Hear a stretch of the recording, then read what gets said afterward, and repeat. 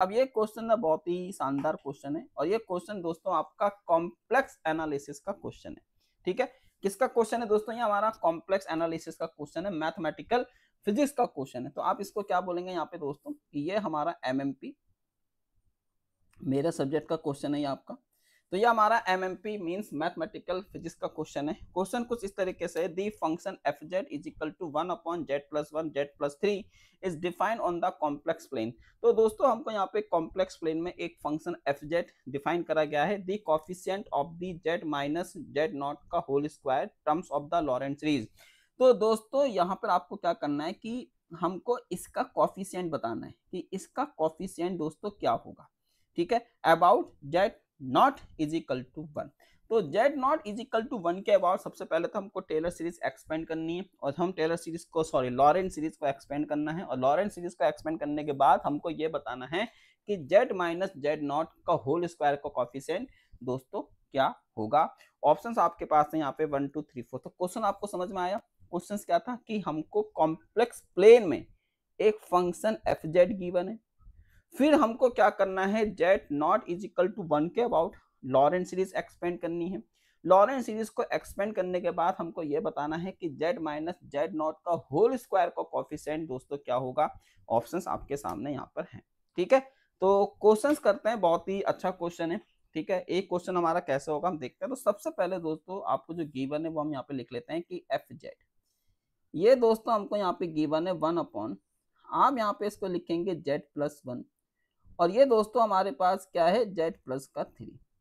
अब सबसे पहले मैं अपने इस फंक्शन के पार्शियल फ्रैक्शन कर लेता हूँ। तो इस फंक्शन को मैं इस तरीके से लिख सकता हूँ दोस्तों, यहाँ पे 1/2, ये हमारे पास हो जाएगा आपका z+1, है ना, और माइनस का दोस्तों ये आपके पास क्या है, z+3।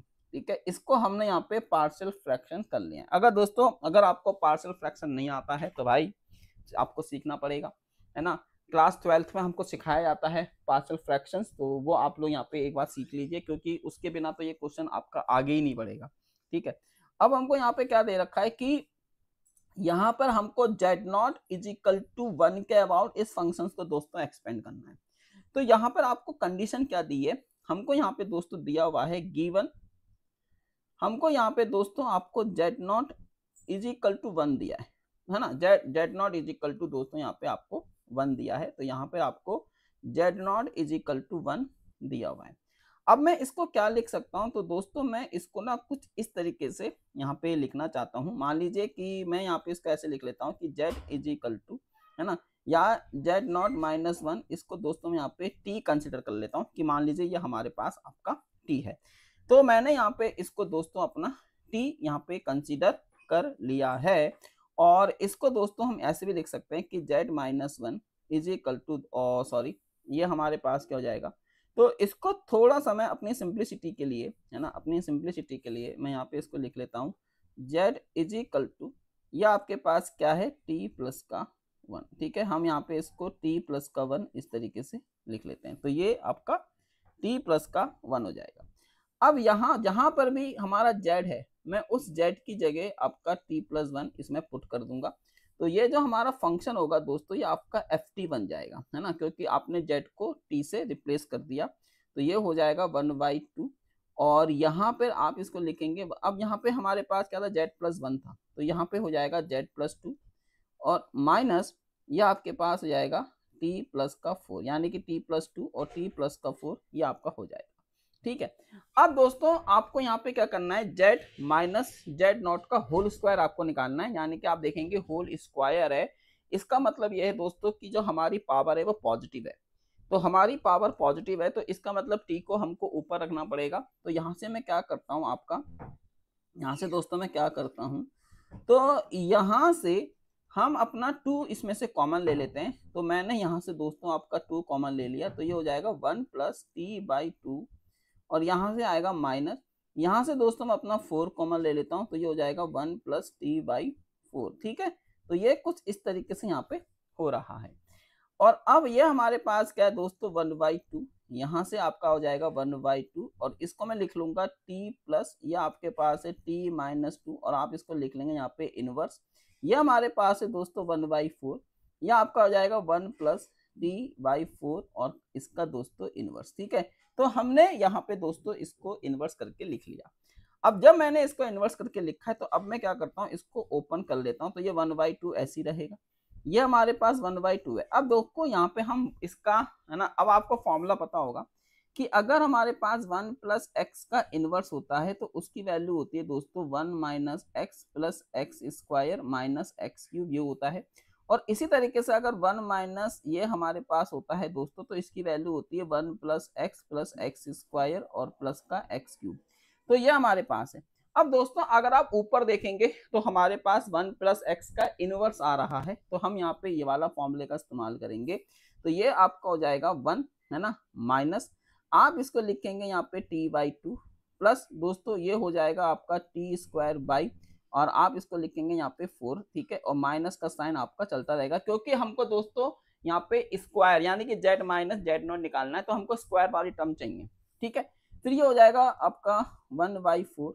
यहाँ से भी दोस्तों आपका 1 माइनस ये आपका कितना आएगा t/4 और ये हो जाएगा माइनस प्लस और आप इसको लिखेंगे यहाँ पे t²/16। ठीक है, तो ये आपका 16 आ जाएगा और माइनस का साइन ये आपका दोस्तों चलता रहेगा। तो हमने यहाँ पे इसको इस तरीके से कर लिया है। अब दोस्तों हमको क्या करना है ना, हमको सिंपली इसको थोड़ा सा यहाँ पे मैं और एक्सपेंड कर लेता हूँ। तो अगर मैं इसको थोड़ा सा और एक्सपेंड करता हूँ तो ये आपके पास आ जाएगा 1/2, बाहर ब्रैकेट है तो ये हमारा 1/2 माइनस ये आपका हो जाएगा t/4 और प्लस ये हो जाएगा आपका t²/8। मैंने इसमें 1/2 से मल्टीप्लाई कर लिया और ये आपका चलेगा। फिर यहाँ पे माइनस ये हो जाएगा दोस्तों 1/4, है ना, प्लस ये हो जाएगा t/16 और माइनस ये दोस्तों आपको हो जाएगा t² यहाँ पे 16 चौके 64 और ये आपका दोस्तों चलता रहेगा। ठीक है, और यहाँ पे अब हमको क्या करना है, हमको t² वाला लेना है। तो दोस्तों मैं क्या करता हूँ, मैं एक इसको उठा लेता हूँ और एक दोस्तों मैं इसको उठा लेता हूँ, है ना, हमको t² वाला कोएफिशिएंट यहाँ पे चाहिए, है ना। तो मैं यहाँ से दोस्तों t² की पावर को इक्वेट कर लेता हूँ, लेकिन साथ में दोस्तों हमको 1/2 से इसको मल्टीप्लाई करना है, ये आप ना भूलें, है ना। 1/2 से इसको भी मल्टीप्लाई करना है, 1/2 से दोस्तों इसको भी हमको मल्टीप्लाई करना है ना। तो यहाँ पे आप इस चीज को बिल्कुल भी ना भूलें। ठीक है, तो चलिए फिर देखते हैं। तो सबसे पहले तो मैं 1/2 को बाहर ही ले लेता हूँ, है ना।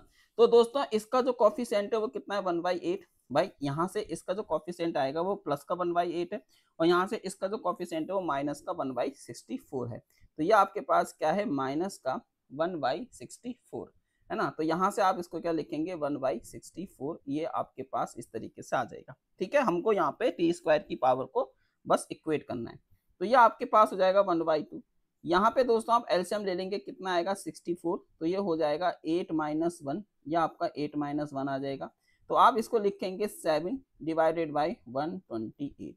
ठीक है, तो ये दोस्तों आपका यहाँ पे क्या आ गया है, इसका आंसर। तो आप देख सकते हैं ये इसका आंसर है। अब आप बोलोगे सर लेकिन यहाँ पे आप मैंने क्या माना था, मैंने दोस्तों यहाँ पे क्या माना था कि जो हमारा जो टी था, है ना, तो यहाँ पे आप इसको देख सकते हैं कि ये इसकी क्या है, हमारे पास दोस्तों वैल्यू है कि z/128, ये इस क्वेश्चन का दोस्तों यहाँ पे आंसर है। ठीक है, तो आप देख सकते हैं कि इस क्वेश्चन का जो आंसर है दोस्तों वो आपका 7/128 है। तो सिंपल यहाँ पे हमने अपने इस क्वेश्चन को दोस्तों कर दिया है। तो इस क्वेश्चन का आंसर क्या निकल के आया आपके पास, ऑप्शन नंबर 2, है ना। तो ऑप्शन नंबर 2 इस क्वेश्चन का दोस्तों हमारे पास क्या यहाँ पे करेक्ट आंसर है ना। आई होप आपको ये क्वेश्चन दोस्तों यहाँ पे इजीली समझ में आ गए होंगे। तो ये क्वेश्चंस का आंसर कुछ इस तरीके का यहाँ पे था। ठीक है, तो इस क्वेश्चंस का जो आंसर है दोस्तों वो हमारे पास क्या है, ऑप्शन 2, है ना। ऑप्शन 2 इस क्वेश्चन का दोस्तों आपका करेक्ट आंसर है। ठीक है, तो चलिए फिर दोस्तों आज के लिए हम सेशंस को यहीं पे एंड करते हैं।